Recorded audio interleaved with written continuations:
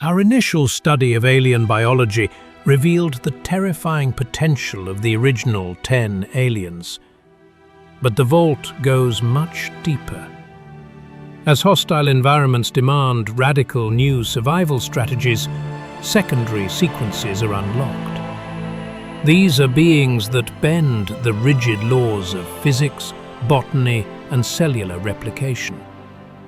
To study them is to realize just how little we know about the dark corners of the universe.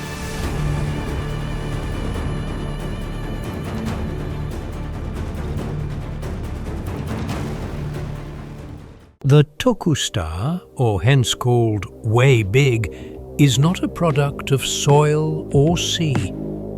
He is forged within the violent electromagnetic hearts of cosmic storms. Towering beyond the horizon itself, its sheer physical displacement is enough to fracture localized weather systems and trigger tectonic tremors with a single step. This armored hide is a conductor, lined with fin-like structures that act as biological lightning rods. By crossing his massive forearms, he channels this stored energy into a concentrated cosmic beam. An absolute surge of light and heat that incinerates everything in its path.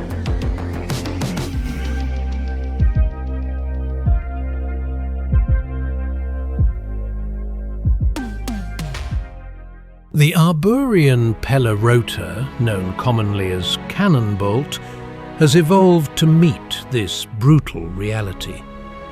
He eschews traditional locomotion for a strategy far more devastating.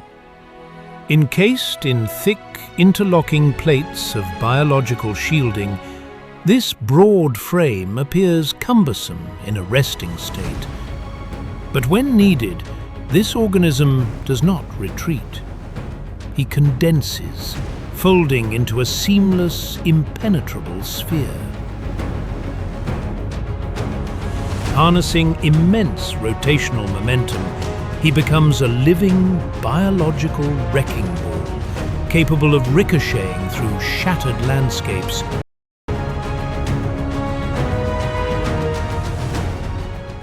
Biological dominance is usually a matter of size, but for a Splixen, it is a matter of mathematics. Ditto. He bypasses the slow crawl of natural reproduction through instantaneous, violent cellular division. This is not growth, it is a rapid genetic shattering. One becomes two become a swarm, an army born from a single pulse of metabolic instability. Each clone is a fully autonomous predator, yet perfectly synchronized with the collective.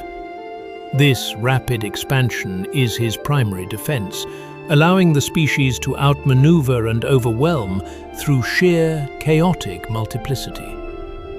In the wild, they move as a living tide of flesh, a dizzying maze of identical targets that paralyzes a predator's ability to choose. But even a swarm has its shadow.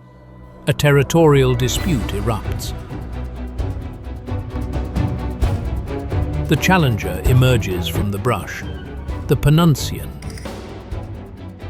a colossal, predatory feline engineered specifically to hunt the collective. As the massive beast lunges, the Splixen encounter a lethal biological reality. Their nervous systems are linked by a localized psychic tether. When the Penuncian's claws find the heart of a single clone, the agony is not shared, it is multiplied. A fatal blow to one sends a terminal shockwave through the entire network. Unity is their survival. It is also their absolute undoing.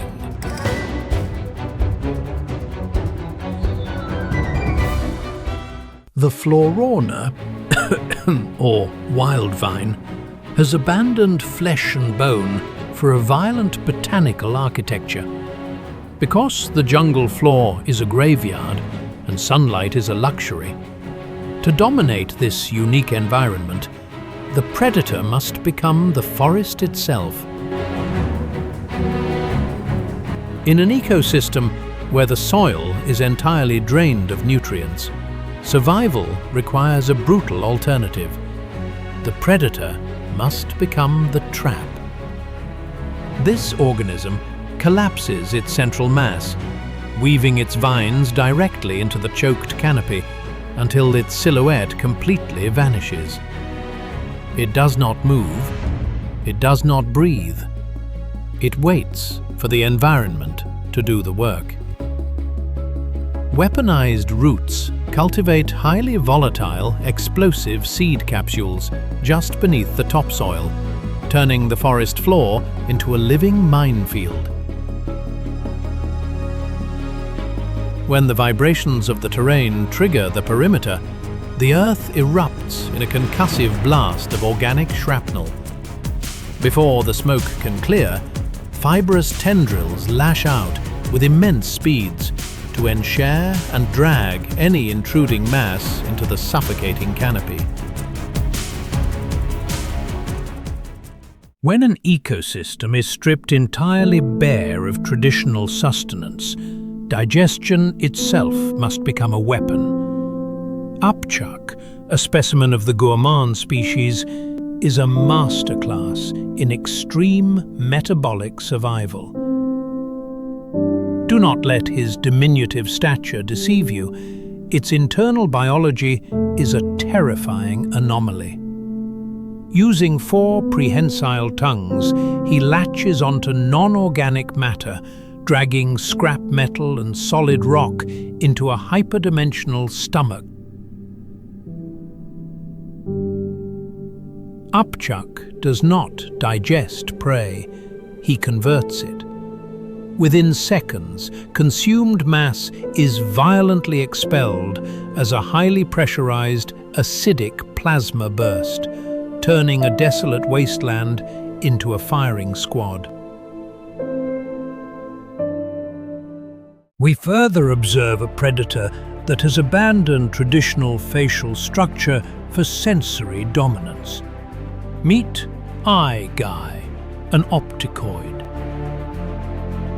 His upper torso is blanketed in a 360-degree network of independent ocular organs. This grants him perfect omnidirectional vision, rendering stealth against him biologically impossible. These eyes are not merely for observation. By funneling internal energy through these specialized corneas, he projects destructive thermal beams from any angle.